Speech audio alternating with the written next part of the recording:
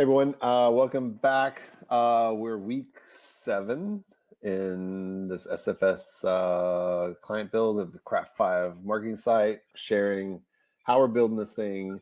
Michael is the lead developer on this and has been doing both the Craft backend kind of setup and on the front end stuff as well. So we're near the end. So last time we talked to Michael, we talked about maybe there's 3 more weeks. So we've wrapped up one of those. How does that 3 more weeks now? If there's 2 more weeks left, does that feel right, or does it feel like we need to tack on one more week? No, that sounds about right. Because the project section, which is kind of like some of the most complex components to it, is pretty much done. Just a couple little bugs we need to work out here and there, but that's kind of ready to be put in the can and ready to go. And then after that, we're just building out a basic blog section, which is pretty ABC, really. It's just listing of blog articles, blog detail pages, and some minor filtering based on categories. So that I'm pretty comfortable we can tackle that within one sprint, really. Yeah, and then we're leaving room for like kind of one sprint for QA. I know you've got some QA. There's some like accessibility things, but we've also gotten talk about like the life of a project. I know that there have been change requests. Right, on the project. And I know like the menu, for example, the main menu was one of those change requests, and there's some other ones, but it's kind of, I like that we're getting change requests, and I think it's still the benefit of getting our clients access early. Like they start entering real content, they start seeing what it means, like, oh, this impact. Because one of the new things that we saw was they have, I think it must be an internal rule. I'm not sure where the rule came from, but we learned of a new rule that they have regarding some of their project images. And I wonder if it's from the photographers or who knows what, but they can't overlay like too much text on some of these project images. And so that the way the menu was, and the way some other things were, that had to be is going to have to be rethought, so we've already scoped out a new direction. But we probably wouldn't have learned that until post-launch, and they might have had a scramble because they might have thought like, oh, we got to change this fast, which then creates problems. So another advantage to, I like the way that we work and do that. So that's good. Yeah, it also works on a level of because a lot of it's hard sometimes to imagine things in different states, so that's another thing with this design file, either from Figma or what have you.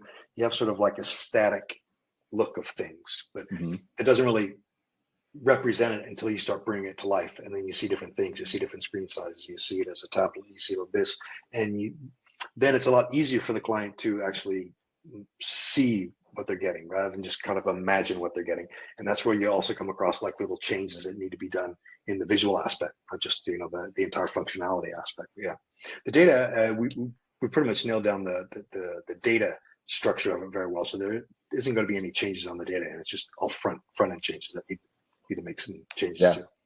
Yeah, we're in the design. There's like 3 tags kind of for an item, and then all of a sudden they start entering tags, and there's like 20 tags, and it blows up the design. They're like, okay, can we just hide all the tags? We don't need it. So exactly, case in point for that. Well, why don't we dive in? I'll let you take the mic and show us what you've been working on for the past week. I'm in a different location. Everybody's been watching. Like I'm just at home this week.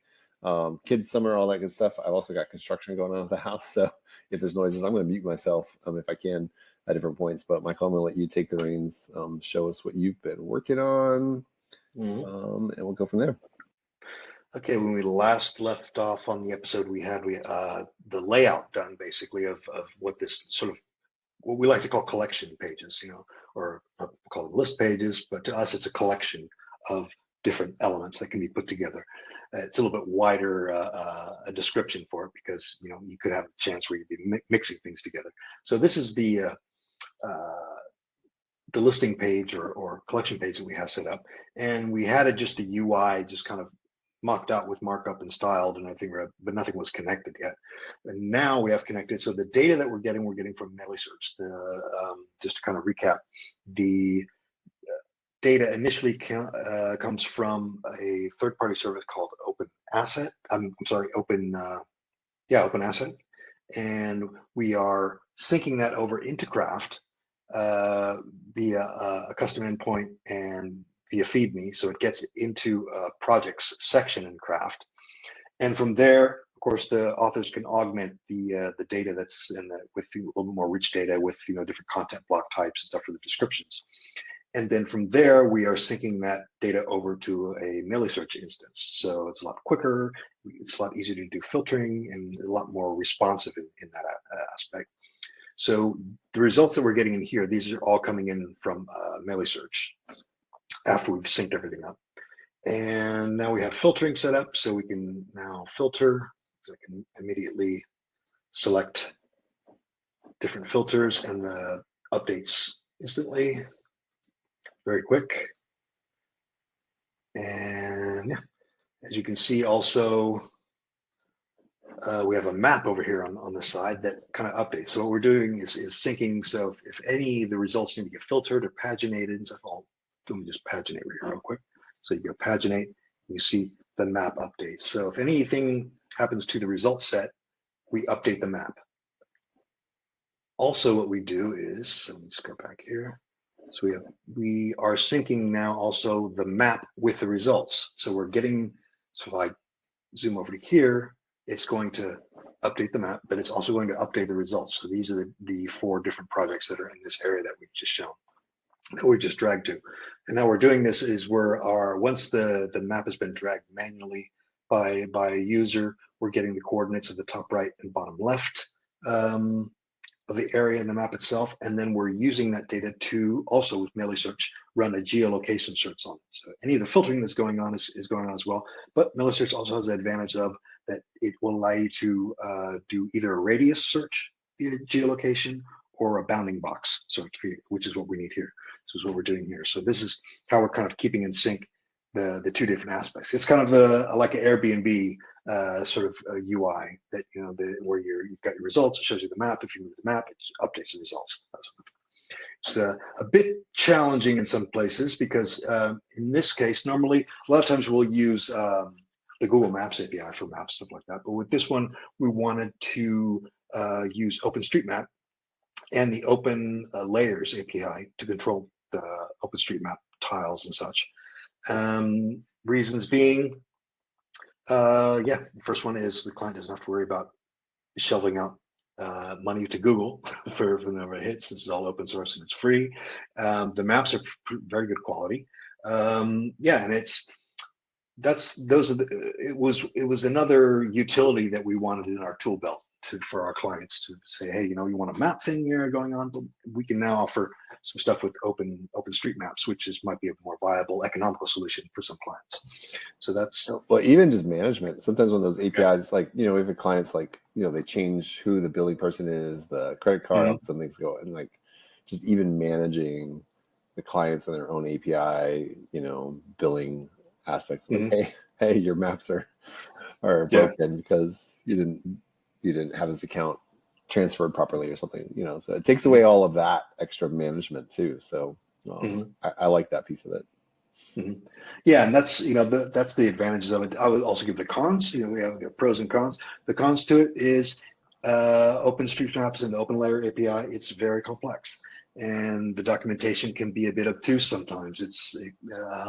You have to take in. This is stuff that Google Maps kind of hides away from you in the API a bit and does it all in the background. Whereas in this, in OpenLayers, you have to specify and deal with all this stuff. So things like projection types, like Mercator projections versus regular XY, Cartesian coordinates versus different ones. So it's a lot more complex and things you have to think about a little bit more. But once you've got kind of the basics ideas of it, you can get around it and work with it. It's just it's a bit daunting when you first try to jump into it. Got it. But now that you're in, you would want to reuse it. Yeah, no, it's nice. It's nice because it's kind of, I'm kind of nerdy too about cartography stuff because when I got my skipper's license, I had to learn all of this stuff anyways. So you have some spherical trigonometry, Mercator projections, magnetic declination, and that's all stuff that's in there. So I was kind of geeking out on that stuff. Nice. Well, that's fun. So you showed before on mobile how this ends up looking on mobile, because it's mostly the map view and then you click on an item. Can you walk through how's this looking?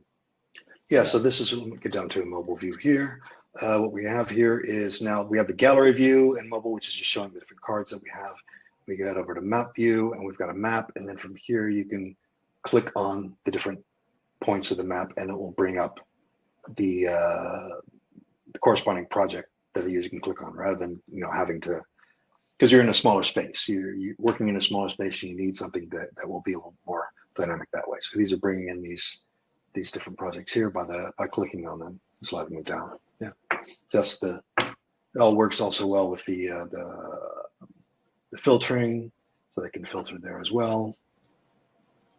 Nice. So yeah, there's a few things that we need to work out a little bit, like making these hit states a little bit bigger for the markers and such, giving a larger hit space that's at least minimum 48 by 48 pixel, so that people with big thumbs like me don't inadvertently click what they don't want to click. Yeah. But it's good. It's a good first kind of phase on these things. I imagine, depending on as they use it, they might find that's as the case with every product, every website, start using it, and then all of a sudden we start seeing, oh, we're using it in this way. Can we modify it and make that change? But this is solid. Yeah, it's good. Looking good, man. Are you I think you noted that there was a few other bug issues, just things that you're working with. Is it mostly, was it that what you were just mentioning with the thumb sizes and stuff, or are there actual other kind of behind the scenes things that you're working through? And with the map, there are a few more things that are a little more that I still have to figure out. One is animating or changing the sizes of the markers programmatically. So for example, what we want to do here is that when a user mouses over one of these previews over here, we want the marker to highlight of where it's at, to either grow a little bit larger stuff. So that's stuff that I'm still working on. And likewise in this view as well, when a user mouses over or clicks one of the markers, then it will highlight as such in here. So that's the one thing that I'm still working on. I had some bugs, and so I'm going to try a little bit different approach to see if that works. Got it. That's the major ones that we have there. We've also got the detail view for projects. This is all done as well. So we've got our basic description. Images aren't loading here. Oh, there we go. So this is going to change. This is what we were discussing earlier. This has the overlay image that we're going to have to get rid of and take another approach on this. So we're not having to do the overlay to make the text legible. And all the data that we have for all the projects is going in here. We also have the similar projects carousel working as well. This is also pulling in data via Melee search, and what we're doing is grabbing the geolocation of the project that you're currently looking at and using that to reference to call in the other ones, and at the same time coinciding with the different categories they have. So there are similar and in the same sort of location as well. Nice. Well, cool. Well, it's looking good. All right. So this sprint that you're starting today, you're gonna kind of wrap up some of the little things on the projects from there, and then you're moving to the basically the blog, like the news section, and then that's kind of your hope for wrapping up this sprint. So when we talk next week, maybe that's what we'll be, is showing the kind of the news. Everything's basically done, hopefully, right? If things go according to plan.